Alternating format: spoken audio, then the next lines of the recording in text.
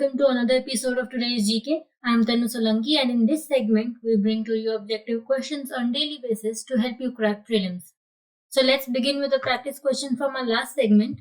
Consider the following statements regarding corporate social responsibility. The Act encourages company to spend 5% of their net profit in the previous year on CSR activities. In India, the concept of CSR is governed by Clause 135 of the Companies Act 2013. India is the first country in the world to mandate CSR. Which of the above statements are correct? So the first statement here is incorrect. The Act encourages company to spend 2% of their average net profit in the previous 3 years on CSR activities. The second and third statements are correct, which makes option C the correct answer. 2 and 3 only. Recently, the experts have called on the government to ease CSR regulations and allow corporate expenditure on vaccination of employees and treatment of employees suffering from COVID-19 to be covered under spending for corporate social responsibility. The term corporate social responsibility in general can be referred to as corporate initiative to assess and take responsibility for the company's effect on environment and impact on social welfare. In India, the concept of CSR is governed by Clause 135 of the Companies Act 2013. India is the first country in the world to mandate CSR spending along with a framework to identify potential CSR activities. The CSR provision within the Act is applicable to companies with an annual turnover of 1,000 crores and more, or net worth of 500 crore and more, or net profit of 5 crores and more. The Act encourages companies to spend 2% of their average net profit in the previous 3 years on CSR activities. The Yellowfish Deepaki recently seen in news is related to which of the following? A plant species, a snake species, a lizard species, or a crocodile species. So it's a snake species. Yellowfish Deepaki is a wood snake. It has been recently found in the Western Ghats. It is a tiny snake of just 20 centimeter length with iridescent scales. It was first stumbled upon in a coconut plantation in Kanyakumari, is now reported to be an endemic species of Tamil Nadu and has been sighted in a few locations in the southern part of Western Ghats. The species is named in honor of Indian herpetologist Deepak Virappan for his contribution in erecting a new subfamily, Xylophinae, to accommodate wood snakes. Wood snakes are harmless, subfossorial, and often found while digging soil in farms and under the logs in Western Ghat forests. They feed on earthworms and possibly other invertebrates. Consider the following statements regarding Cotton Corporation of India Limited. It is a Navratna company under the Companies Act 1956. It is under the administrative control of Ministry of Commerce and Industry. It ensures supply of cotton to the textile industry. Which of the above statements are correct? So the first statement here is incorrect. It is not a Navratna company, it is a Mini Ratna company. The second statement is also incorrect. It is under the Ministry of Textiles. And the third statement is correct, which makes option C the correct answer. 3 only. Recently, the Cotton Corporation of India Limited purchased over 50% of total crop that landed in mandis in Punjab. It is after many years that CCI made such a big purchase and stopped after the prices had gone beyond the MSP. CCI is a Mini Ratna company established under the Companies Act 1956. It is under the administrative control of Ministry of Textiles. The objectives of the company are to safeguard the economic interest of cotton farmers in all cotton growing regions, to ensure supply of cotton to the textile industry, to see the import of cotton.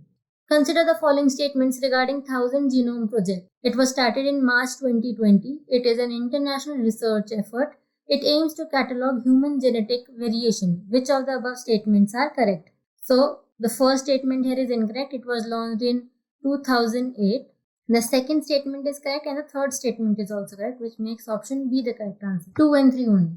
The 1,000 Genome Project was launched in January 2008. It was an international research effort. It aims to establish by far the most detailed catalogue of human genetic variation. Scientists had planned to sequence the genomes of at least 1,000 anonymous participants from a number of different ethnic groups within the following 3 years using newly developed technologies which were faster and less expensive. Consider the following Central Asian countries: Kazakhstan, Kyrgyzstan, Tajikistan, Turkmenistan, and Uzbekistan. Which of the above are neighboring countries of Afghanistan? So Kazakhstan is not a neighboring country, Kyrgyzstan is not a neighboring country, Tajikistan is, Turkmenistan is a neighboring country, and Uzbekistan is also a neighboring country, which makes option D the correct answer. 3, 4 and 5 only. We can see this on a map. Here we have Afghanistan. Its neighboring countries are Iran, Pakistan, Tajikistan, Turkmenistan. Here we have Uzbekistan. Kazakhstan and Kyrgyzstan do not share a border, hence they are not a neighboring country. Recently, fighting between Afghan government forces and the Taliban has left more than 100 insurgents dead. Which of the following tiger reserves in Tamil Nadu is given the legal status most recently?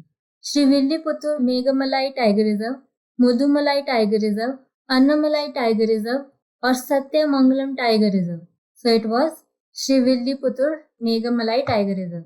Recently, Srivilliputur Megamalai Tiger Reserve became the fifth tiger reserve in Tamil Nadu. An area of 1016.5713 square kilometer in Srivilliputur Grizzled Giant Squirrel Sanctuary and Megamalai Wildlife Sanctuary have been combined to create the tiger reserve. With this new tiger reserve, Vagai River and its catchment areas will be fully protected. The river battling for its life will be saved. This will help in long-term sustenance of people in Southern District. Consider the following statements. According to the Contempt of Court Act 1971, contempt of court can either be civil contempt or criminal contempt. In 2006, the act was amended to add truth as defense provided it is bona fide and in public interest. The Supreme Court and High Courts derive their contempt powers from the Constitution. Which of the above statements are correct? So, the first statement is correct. There are two types of contempt of court, civil and criminal. The second statement is also correct. It was amended in 2006 and added truth as defense provided it is bona fide and in public interest. The third statement is also correct. Supreme Court and High Courts derive their contempt powers from the Constitution, which makes all three statements correct. D is the correct answer. Contempt of court refers to the offense of showing disrespect to the dignity or authority of a court. According to Contempt of Court Act 1971, contempt of court can either be civil or criminal. In 2006, the government brought an amendment which now provides truth as defense provided it is bona fide and in public interest. The Supreme Court and High Court derive their contempt powers from the Constitution. Consider the following statements. The Election Commission was established in accordance with the Constitution on 25th January 1948. Originally, the Election Commission had only one member. The Constitution does not use the word impeachment for removal of the Chief Election Commissioner. Which of the above statements are correct? So, Election Commission was established on 25 January 1950. So, the first statement is incorrect. Originally, the Election Commission had only one member. This is correct. The one member used to be Chief Election Commissioner. Later on, other two members were added to it. The third statement is also correct. Constitution does not have the word impeachment for the removal of Chief Election Commissioner, which makes option B the correct answer. 2 and 3 only. The Election Commission of India is an autonomous constitutional authority responsible for administering union and state election processes in India. Part 15 of the Indian Constitution deals with elections and establishes a commission for these matters. The Election Commission was established in accordance with the Constitution on 25th January 1950. Originally, the Commission had only one election commissioner, but after the Election Commissioner Amendment Act 1989, it has been made a multi-member body.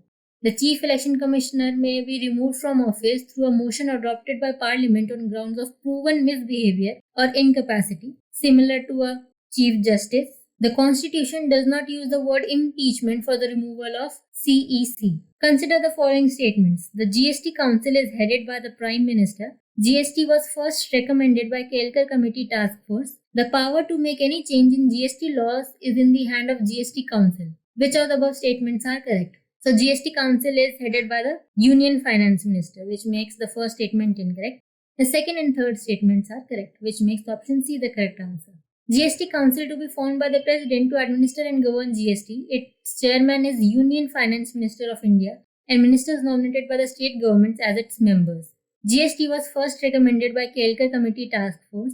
The first attempt to pass GST was made in 2011 by introducing the Constitution 115th Amendment Bill in the Lok Sabha, which lapsed due to the dissolution of 15th Lok Sabha. The power to make any changes in GST law is in the hand of GST Council. Which of the following are consequences of climate change? Increase in the length of frost-free season, rising sea level, increase in the number of duration and density of tropical storms, shift in the Earth's axis. Select the answer using the code given below. So all four of these are consequences of climate change, which makes option D the correct answer. Rising sea level, heat waves, melting glaciers and storms are some of the well-known consequences of climate change. New research has added yet another impact to this list, marked shift in the axis along which the Earth rotates. A study published in Geophysical Research Letters of the American Geophysical Union says that due to the significant melting of glaciers because of global temperature rise, our planet's axis of rotation has been moving more than usual since 1990s. While this change is not expected to affect daily life, it can change the length of the day by a few milliseconds. Next up, we have our practice question. Consider the following statements regarding State Disaster Response Fund. SDRF has been constituted under the Disaster Management Act 2005. The center contributes 90% of the SDRF allocation for all states. Which of the above statements are correct? You can answer this question in the comment section and we will take this up tomorrow. That's all for today. Thank you so much for watching. I hope you like this video. We shall meet again in the next segment. Till then, stay safe, stay updated.